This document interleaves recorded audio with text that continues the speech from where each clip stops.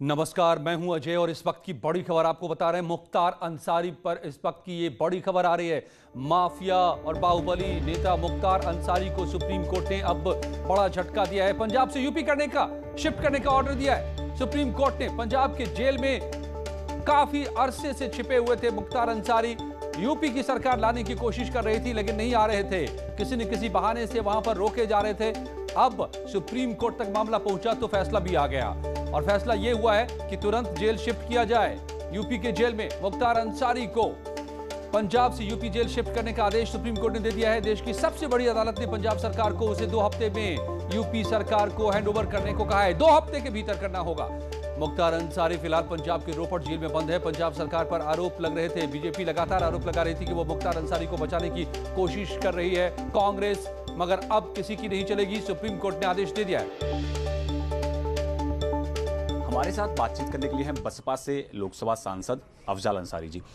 Sir, अगर कानून व्यवस्था की बात करें तो कानून व्यवस्था पर उत्तर प्रदेश सरकार अपनी पीठ हमेशा थपथपाती हुई आई है, लेकिन लगातार जो पुलिस के ऊपर जो हैं वो हमले जारी हैं। कल ही आगरा में एक दरोगा को ऑन ड्यूटी जो है उनको गोली मारकर हत्या कर दी गई। हाँ, देखिए, जब कोई भी व्यवस्था में हो, हम हो या कोई हो, जब लगातार अपने नाजायज इच्छा की पूर्ति के लिए इन वर्दीधारी लोगों को इस्तेमाल करेगा तो फिर हम उस घटना से अलग बात कर रहे हैं, तो फिर मनमानी शुरू होगी।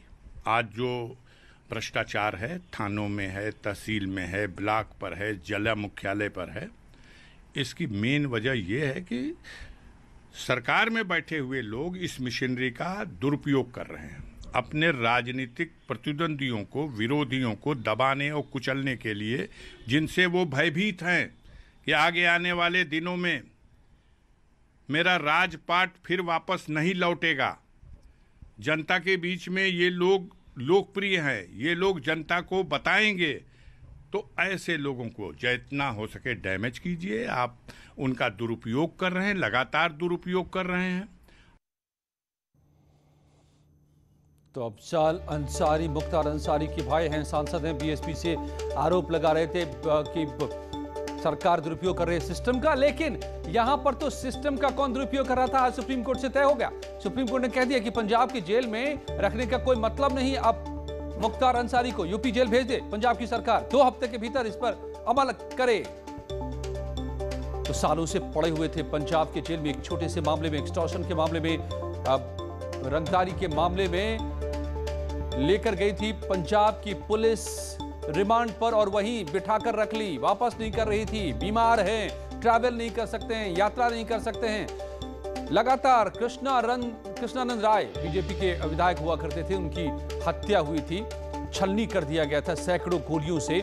सालों पहले का वाकया है। उनकी पत्नी अलका राय न्याय की गुहार लगाते हुए लगातार कांग्रेस की नेता को, महासचिव को, प्रियंका गांधी को चिट्ठी लिख रही थी कि आप क्यों छिपा रहे हैं मुख्तार अंसारी को, यूपी आने दीजिए, मुझे न्याय चाहिए, उनके ऊपर मुकदमा चलना चाहिए, यहां पर मेरे पति के हत्यारे हैं वो, इस तरह का आरोप उनका था। हालांकि इस मामले में बरी हो चुके हैं अब मुख्तार अंसारी, लेकिन सबूतों के अभाव को वजह बताया गया था। कई लोगों का मानना अभी भी है कि हत्या में उनका हाथ था।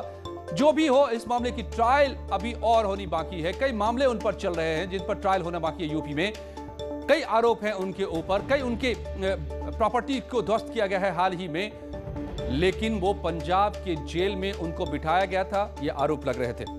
अब सुप्रीम कोर्ट का फैसला आ गया है।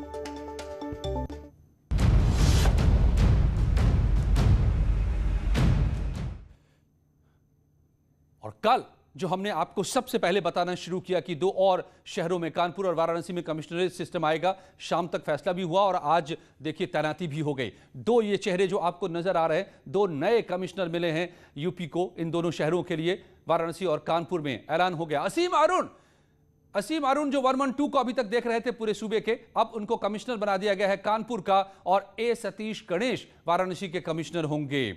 कल कैबिनेट की बैठक में ही इन दोनों जगहों पर कमिश्नरेट सिस्टम लागू होने की मंजूरी मिल गई थी। दोनों जिलों को 2 हिस्सों में बांटा जाएगा, वाराणसी शहर और वाराणसी ग्रामीण। ऐसे ही कानपुर नगर और कानपुर आउटर कमिश्नरेट सिस्टम लागू होने से कानून व्यवस्था से जुड़े मामलों में डीएम का दखल खत्म हो जाएगा और सीधे सारे पावर्स आ जाएंगे कमिश्नर के हाथों में, जिससे ये माना जाता है कि तेजी से पुलिस को एक्शन लेने में सहूलियत रहती है और जरूरत के हिसाब से वो एक्शन ले पाती है पुलिस।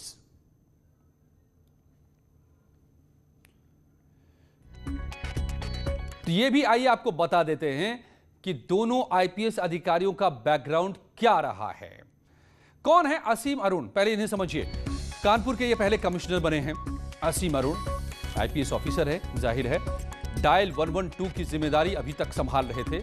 जो 112 पे आप कॉल करते थे, पूरे सूबे से उनको देख रहे थे। एटीएस चीफ भी रहे हैं असीम अरुण, कई अहम जिम्मेदारियां निभा चुके हैं। एटीएस के चीफ रहे हैं, यूपी एटीएस के 1994 बैच के आईपीएस ऑफिसर हैं असीम अरुण, और टेक्निकल सर्विस डिपार्टमेंट में एडीजी रहे हैं।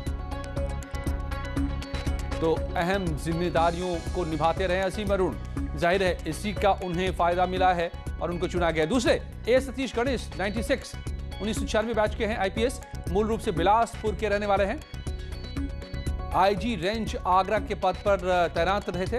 तेज तर्रार आईपीएस ऑफिसर के तौर पर जाना जाता है अभी तक आगरा रेंज के आईजी के तौर पर, और अब कमिश्नर बनाए गए हैं वाराणसी के असीम अरुण को कानपुर।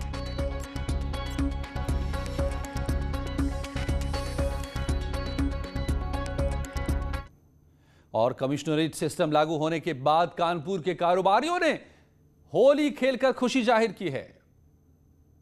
औद्योगिक नगरी, और औद्योगिक नगरी में आज का दिन बड़ा महत्वपूर्ण माना जा रहा है, क्योंकि जिस प्रकार से कल कैबिनेट की बैठक में कानपुर को कमिश्नरी जैसे डिस्ट्रिक्ट्स में कमिश्नरेट लागू हो गया, कमिश्नरी सिस्टम लागू हो गया, उसके बाद से कानपुर के उद्यमी क्या सोचते हैं, उसके लिए हम यहाँ जो इंडस्ट्री एसोसिएशन के लोग हैं, उनसे जुड़े लोगों उनसे बातचीत जानेंगे। सर, आज आपने टीका लगा रहे हैं, सब लोग मिठाई बांट रहे हैं, कोई खास बात? देखिए, कानपुर औद्योगिक सिटी रहा है, देश की औद्योगिक राजधानी रहा है, और जब से योगी सरकार आई है तब से कुछ ना कुछ अच्छा हो रहा है। पहले क्या होता था कि हम लोग जो सोचते थे कि लोकल गुंडे हम लोगों को परेशान करेंगे, लेकिन अब ये हम लोगों के बीच में पता चल गया योगी सरकार आने से कि हम लोगों को कोई गुंडा परेशान नहीं कर सकता है। हम लोग 13वें नंबर पे थे और आज हम लोग दूसरे नंबर पे आ गए हैं। ये एक महत्वपूर्ण बात है कि देश में हम लोगों का दूसरा नंबर आना, तो ये योगी सरकार का एक अच्छा कदम है। तो देखिए इसी कड़ी में देखिए कैसे आज एक दूसरे को लोग व्यापारी गुलाल लगा रहे हैं, किस तरह आज, जबकि होली नहीं है, निश्चित तौर पर आज होली नहीं, सब जानते हैं, लेकिन होली से पूर्व में आज व्यापारी एक दूसरे को गुलाल लगा रहे हैं, टीका लगा रहे हैं, अपनी खुशी का इजहार कर रहे हैं। यानी कहीं ना कहीं कानपुर का व्यापारी, कानपुर का उद्यमी, कानपुर के अलग अलग उद्योग से जुड़े हुए लोग, जैसे कि अभी एक उद्यमी विजय कपूर बता रहे थे, उसी तरह सारे उद्यमी। सर, आज ये गुलाल टीका, कोई खास बात आपकी चेहरे खुशी बता रही है? आज हम लोग की खुशी का कारण है अपनी सुरक्षा, हम लोग सुरक्षित महसूस कर रहे हैं। हमारे यहाँ के उद्योग विकास मंत्री श्री सतीश महाना जी ने और मुख्यमंत्री योगी आदित्यनाथ जी ने जो हम लोग के बारे में सोचा है, हम लोग की सुरक्षा के बारे में सोचा है, हम लोग बहुत प्रसन्न है कि यहाँ कमिश्नरी लागू हो रही। कमिश्नरी होने से कम ये जो छोटे मोटे गुंडे उंडे जिनसे हम लोग को तकलीफ होती थी, अब सुरक्षा की हम लोग को ऐसा महसूस होता है कि हम लोग अपने को सुरक्षित महसूस करेंगे। सुरक्षित। सर, क्या समस्याओं का निदान होगा कमिश्नरेट आने से? व्यापारियों की समस्याओं का निदान होगा? बिल्कुल होगा, क्योंकि यहाँ पे अपराध बहुत कम होगा, बहुत कंट्रोल हो जाएगा। कमिश्नरी यहाँ पे होगी तो अपराधी कम सक्रिय हो जाएंगे, बल्कि खत्म ही हो जाएंगे। हाँ, तो अपराधी हम लोगों को तंग नहीं कर पाएंगे, उगाही नहीं कर पाएंगे हम लोगों से, हम लोगों को जब परेशान करना। सर, आप लोग बड़े सीनियर इंडस्ट्रिस्ट हैं, इंडस्ट्रीज जुड़े, बिजनेस जुड़े हैं। सर, आपने आज तक कभी नहीं सुना होगा यहाँ कमिश्नरी सिस्टम लागू हुआ। अब कमिश्नरी सिस्टम कानपुर में, दिल्ली और चेन्नई, नोएडा और लखनऊ की तरफ पे, क्या कहेंगे सर आप?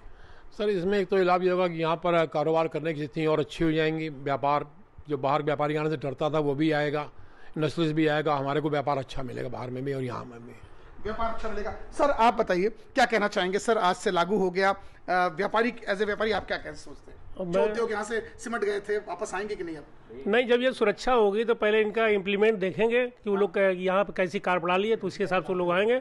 और सबसे बड़ी खुशी ये है कि असीम अरोड़ा जी जो ना, जो कि एक बहुत ही ईमानदार अफसर है, वो यहाँ पर आ रहे हैं, क्योंकि उनके फादर भी जो ना आईपीएस रह चुके हैं। ऐसी उनके लिए शुभकामनाएं। गुजियाओं का भी अब दौर चलने लगा, होली के गुजियाओं का दौर चलने लगा, एक दूसरे को गुजियाएं भी खिलाई जा रही हैं, एक एक करके देखिए मिठाई। हम सर आप तक आना चाहेंगे और आपसे भी जानना चाहेंगे, आप उठ के सर सामने आ जाइए। सर, आप किस ट्रेड से जुड़े, पहले तो ये बताइए सर। मेरा प्लास्टिक में पैकिंग उद्योग है और ये बड़ा प्रशंसनीय और सराहनीय प्रदेश सरकार का कदम है। वैसे तो जब से योगी सरकार आई है सुरक्षा का भाव पहले से बेहतर हुआ है, लेकिन कमिश्नरेट घोषित हो जाने से ये और सुदृढ़ होगा। ये हमारा मानना है। अधिकारी भी ज्वाइन कर रहे हैं। हाँ, ये इतनी तीव्र गति से एक्शन केवल योगी सरकार ले सकती है, बड़ा प्रशंसनीय कदम है। और होली आने के 3 दिन पहले ही हम लोग इस खुशी को होली के रूप में मना रहे हैं।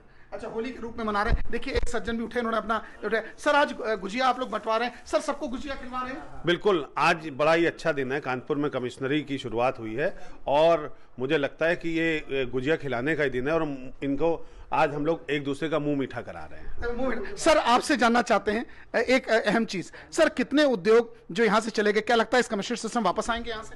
सबसे बड़ी बात है, एक भावना जागृत होगी एक सिक्योरिटी की। अभी क्या है कि जो छोटे मोटे बदमाशों की वजह से डर था, पुलिस के स्ट्रेंथन होने से वो डर समाप्त हो जाएगा।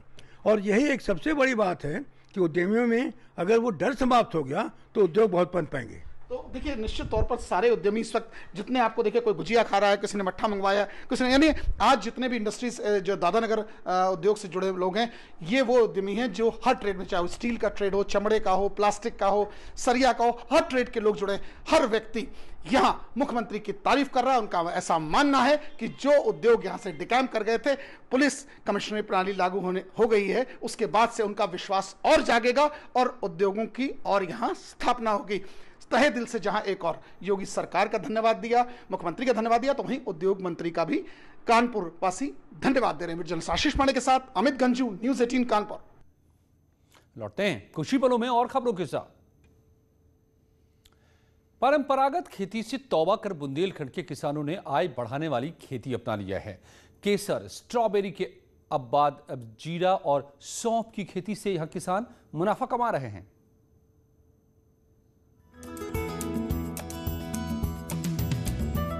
खेतों में लहलाती ये फसलें किसानों के लिए वरदान साबित होने वाली हैं, क्योंकि बुंदेलखंड के किसान अपनी आय दोगुनी करने के लिए खुद जागरूक हो गए हैं।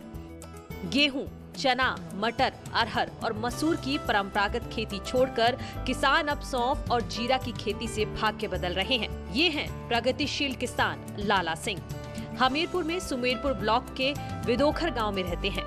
कम लागत में ज्यादा मुनाफा कमाने के लिए इन्होंने पारंपरिक खेती को तौबा कर सौंफ और जीरा की खेती की। पुरानी खेती में कुछ नहीं रखा। गेहूं का भाव सिर्फ 1600 रुपये कुंटल मिल रहा है और जीरा का भाव 20,000 रुपये कुंटल मिल रहा है और सौंफ का भाव 15,000 रुपये कुंटल मिल रहा है। इसलिए हमने कुछ नया करने की ठानी और सौंफ और जीरा की खेती हमने की। लाला सिंह का कहना है कि पुरानी खेती से लागत भी नहीं निकल पाती है, इसीलिए उन्होंने कुछ अलग करने की ठानी और इस बार अपने खेत में सौंफ और जीरा की बुवाई कर दी। लाला सिंह का मानना है कि इस खेती में ज्यादा मेहनत भी नहीं है। कुछ एक्स्ट्रा करना पड़ा कि सामान ढंग से हो गई? नहीं, सामान ढंग से हो गए। बुंदेलखंड के किसान अब मुनाफे वाली खेती की ओर तेजी से बढ़ रहे हैं, क्योंकि इस इलाके में स्ट्रॉबेरी के साथ साथ केसर की फसल भी उगाई जा रही है। जाहिर है, किसानों की आय बढ़ाने का दावा करने वाली सरकार के साथ अब किसान भी अपनी आय दोगुनी करने में जुट गए हैं। हमीरपुर से न्यूज़ 18 के लिए उमा शंकर की रिपोर्ट।